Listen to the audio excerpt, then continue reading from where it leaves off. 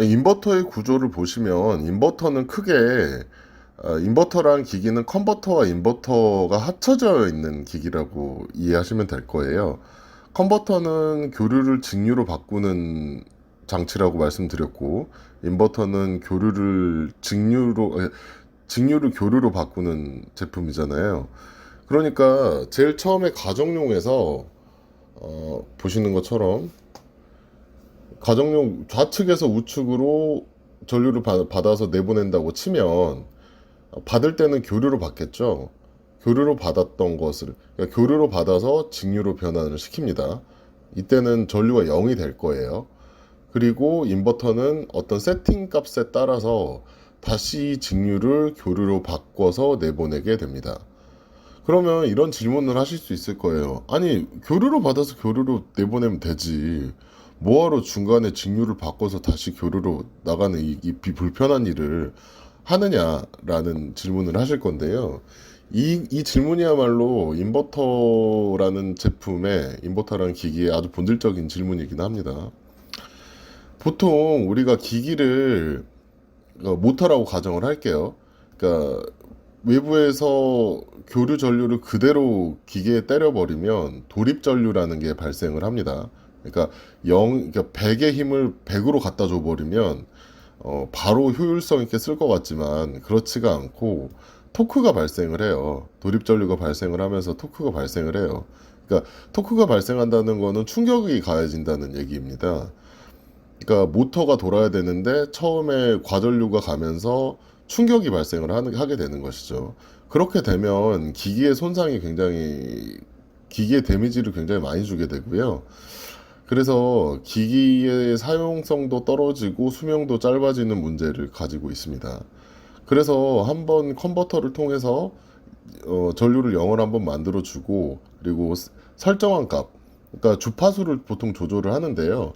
예를 들어서 3초의 딜레이를 주고 100의 출력을 점진적으로 주게 하고 싶다라고 하면 그때 이제 인버터를 통해서 조절을 하는 거예요. 그래서 바로 전류가 들어가면 기계에 스트레스를 주기 때문에 0부터 100까지 특정 조건 값으로 천천히 출력을 제어를 하는 장치인 것이죠. 그래서 결국 인버터는 정리를 하자면 기기의 충격을 줄여주고 그 속도를 조절한다. 모터의 속도를 조절한다. 이렇게 이해하시면 될 것 같아요. 그러면 인버터는 도대체 어디에 쓰이느냐? 인버터는 굉장히 다양한 산업용품 혹은 가정에 쓰이는 가전제품에 사용이 되는데요. 가장 자주 쓰이는 게 이 엘리베이터입니다. 만약에 인버터가 없다면 모터가 특정 층에서 바로 서야 되잖아요. 그러면은 그 엘리베이터에 타신 분들이 굉장히 스트레스를 많이 받게 됩니다. 덜커덩 소리가 나면서 뭐 부상이 생길 수도 있는 거잖아요. 기계에도 스트레스를 많이 주게 되고. 그러니까 자기가 10층에 올라간다고 하면 뭐 예를 들어 8층부터 서서히 속도를 조절을 해서 그 스무스하게 설 수 있게끔 해주는 것이죠. 거기에 필요한 게 인버터라는 말씀이고요. 그리고 요즘에는 에어컨에도 인버터가 들어갑니다. 뭐 여기는 이제 우리나라에서 가장 인지도가 있고 많이 팔리는 에어컨 브랜드 3사를 보여드린 건데요.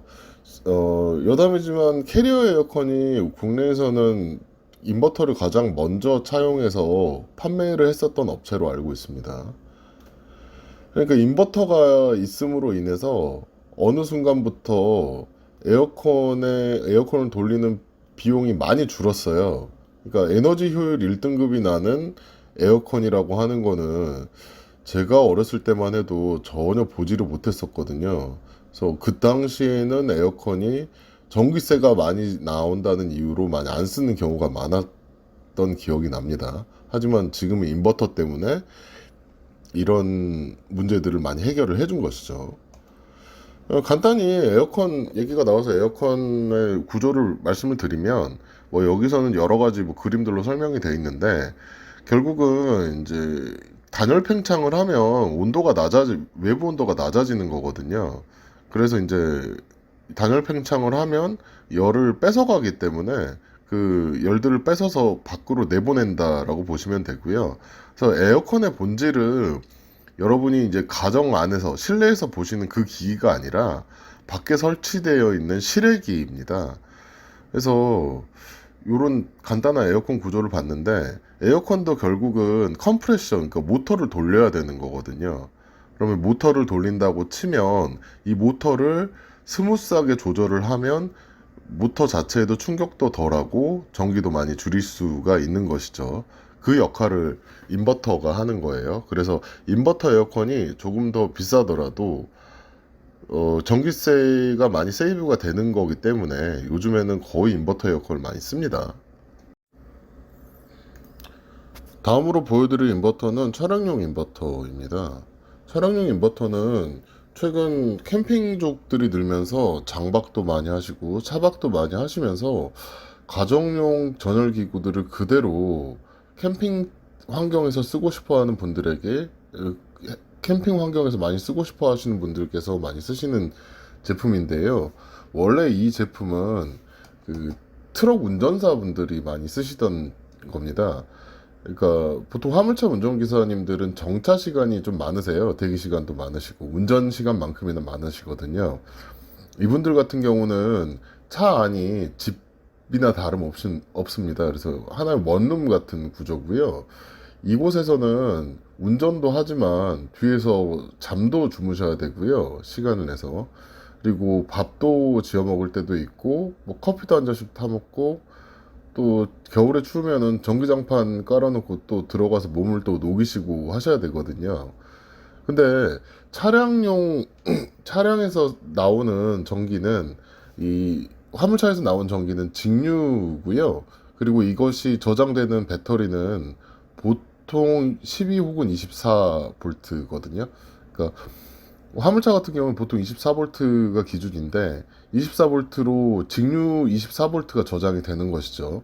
여기에서 쌓인 전류를 자기가 220V로 가정용 전자제품으로 쓰고 싶으시면 이때는 인버터가 반드시 필요한 것이죠. 근데 요즘에는 캠핑이 대세가 되면서 캠핑에 가서도 동계 캠핑에 전기장판 깔고 좀 추위를 좀 녹여보고 싶다 이러신 분들이 많아요. 그래서 이런 분들 같은 경우는 파워뱅크를 사시고 인버터를 연결을 하셔서 쓰시는 경우가 많으시죠. 그리고 마지막으로 소개시켜 드릴 제품은 산업용 인버터, 사람들이 삼상 인버터라고 부르는 제품인데요. 이런 제품들은 대형 모터를 컨트롤할 때 사용하는 제품이고, 그래서 에어컨에 들어가는 정도의 인버터는 아주 작은 걸로도 커버가 되는데요. 산업용 인버터 같은 경우에는 사이즈가 상당히 큽니다. 이런 제품들은 보통 어디에다 쓰느냐?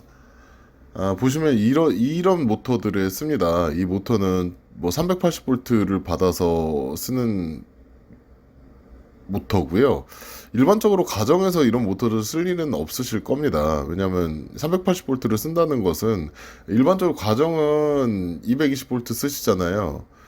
근데 그거는 가정 앞까지는 380V로 왔다가 그것을 220V로 나눠주는 거거든요.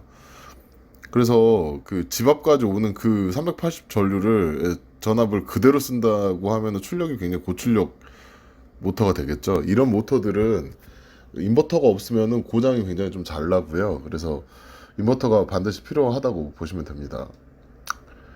여기는 이제 축사인데요. 축사 같은 경우도 여름에는 소들이 많이 더위에 지치기 때문에 선풍기를 굉장히 세게 틀어줘야 됩니다.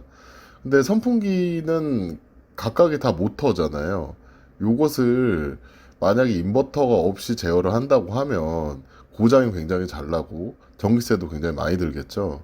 그래서 이런 농가나 소나 돼지 농가 같은 경우 뭐 양계장도 마찬가지겠죠. 이런 곳은 이런 인버터로 항상 좀 제어를 해줘야 되는 부분이 있습니다. 여기 보시면 이게 요즘 친환경, 신재생 에너지들이 각광을 받으면서 이런 풍력 발전기 같은 경우가 많이 건설이 되는데요. 여기 안에도 인버터가 들어갑니다. 일반적으로 바람만 분다고 해서 이 팬이 처음부터 돌지는 않고요. 처음에 전기를 이용해서 이 대형 팬을 돌려줘야 돼요. 돌려주고 나면 바람이 불었을 때 에, 계속 이 팬이 돌게 되는 것이죠. 그러면서 전기가 생산이 되는 것이고, 이것을 뭐 ESS 같은, 그러니까 배터리 같은 곳에 저장을 했다가 뭐 나중에 보내든, 뭐 이거는 뭐 어떻게 설계하느냐에 따라 다르지만, 결국에는 처음에는 모터를 돌려줘야 되니까 이 큰 출력의 모터를 돌려주기 위해서는 반드시 인버터가 필요하게 되는 것이죠.